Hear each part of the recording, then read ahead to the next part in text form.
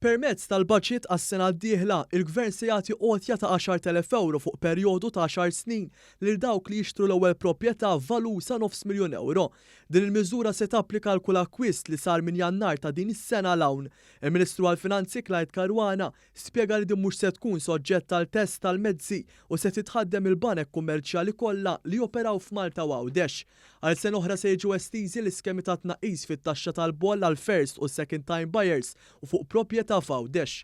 L-iskema tax-xiri ta' proprjetajiet li jinsabu f'żoni ta' konservazzjoni urbana li għandhom aktar minn 20 sena u lilhom vojta aktar minn 7 snin se jerġgħu jibbenefikaw minn eżenzjoni tat-taxxa fuq l-ewwel €750,000 tal-prezz tal-proprjetà.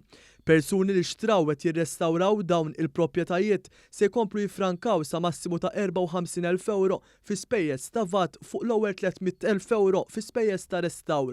Id-Deposit Payment Scheme se tiġi estiża biex tkun tista' tassisti aktar persuni isiru sidin ta' djarhom. Permezz ta' din il-miżura l-Gvern se jżid il-valur massimu tal-proprjetà li tista' tinxtara għal €225,000 u dawk li ma setewx ifadlu l-10% depożitu fuq dar residenzjali se jkun jistgħu jieħdu self bla interessi fuq id-depożitu li ma self jiġi garantit mill-Gvern mal-banek kummerċjali. Il-Ministru għall-Finanzi ħabbar li żewġ banek prominenti lokali se jitlu fil-garanzija New Hope li bħalissa titħaddem biss mill-Bank APS.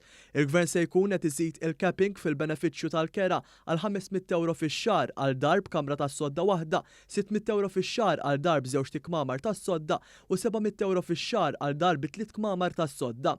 Intant il-budget għas-sena d-dieħla se jkompli jgħin lil dawk li huma vulnerabbli u se jneħħi anomalija biex qotjiet li l-Gvern jagħti lil persuni b'diżabilità jiġu esklużi mill-komputazzjoni tat-test tal-mezzi għal skemi maħruġa mill-Awtorità tad-Djar.